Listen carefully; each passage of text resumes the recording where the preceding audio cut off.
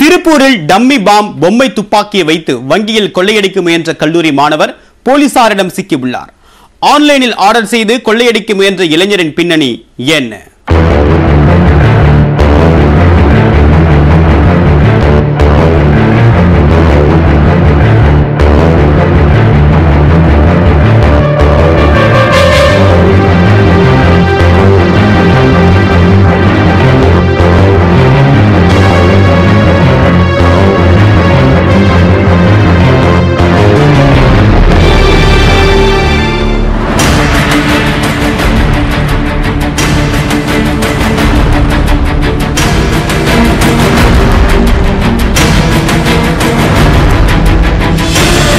Cinema பாணியில் பொம்மை துப்பாக்கி மற்றும் டம்மி டைம் பாம் வைத்துக் கொண்டு கொள்ளை முயற்சியில் ஈடுபட்டுள்ளார் இந்த இளைஞர். நூதன திட்டத்தை அரங்கேற்ற முயன்ற நபர் கையும் களவுமாக சிக்கியது எப்படி?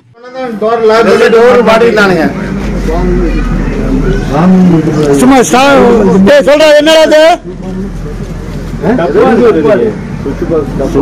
பம்மாத்து கொண்டு வருது பைய கொண்டு வந்தா சார் எல்லாத்தையும் மிரட்டிட்டானுங்களா? எனக்கு எல்லாம் உள்ள உட்கார்ந்து துப்பாக்கி கத்தி எடுத்துட்டு நான் தான் முன்னாடி உட்கார்ந்துருக்கேன். என்னை வந்து எதிர்த்து வேலை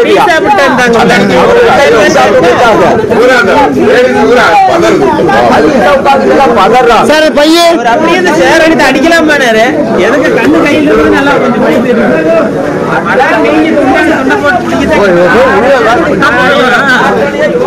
திருப்பூர் மாவட்டம் தாராபுரத்தை அடுத்த அலங்கியம் பகுதியில் கனரா வங்கி கிளை அமைந்துள்ளது. இந்த வங்கியில் சனிக்கிழமை ஏராளமானோர் பணம் செலுத்தவும் எடுக்கவும் வரிசையில் காத்திருந்தனர். அப்போது வங்கிக்குள் பர்தா அணிந்த நபர் ஒருவர் திடீரென நுழைந்து தன்னிடம் இருந்த துப்பாக்கி மற்றும் டைம் பாமை காண்பித்து கொள்ளையடிக்க வந்திருப்பதாக கூறி அதிர்ச்சியை ஏற்படுத்தியுள்ளார்.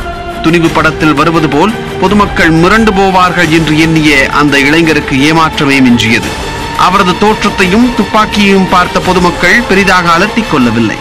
வங்கிக்குள் ஏராளமானோர் இருந்த நிலையில் சுதாரித்துக் கொண்ட ஒரு சிலர் இளைஞரை தலையின் பின்புறமாக தாக்கி மடக்கி பிடித்தனர்.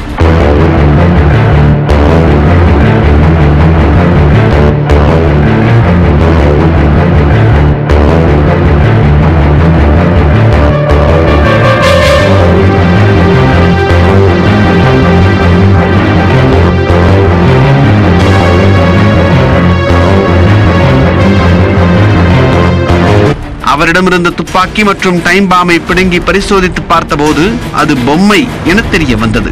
இதுகுறித்து வங்கி ஊழியர்கள் அலங்கியம் போலீசாருக்கு உடனடியாக தகவல் தெரிவித்தனர். விரைந்து சென்ற போலீசார் பர்தா அணிந்திருந்த இளைஞரை பிடித்து விசாரித்ததில் அவர் அலங்கியம் காந்திநகர் பகுதியை சேர்ந்த 19 வயதான சுரேஷ் என்பது தெரிய வந்தது.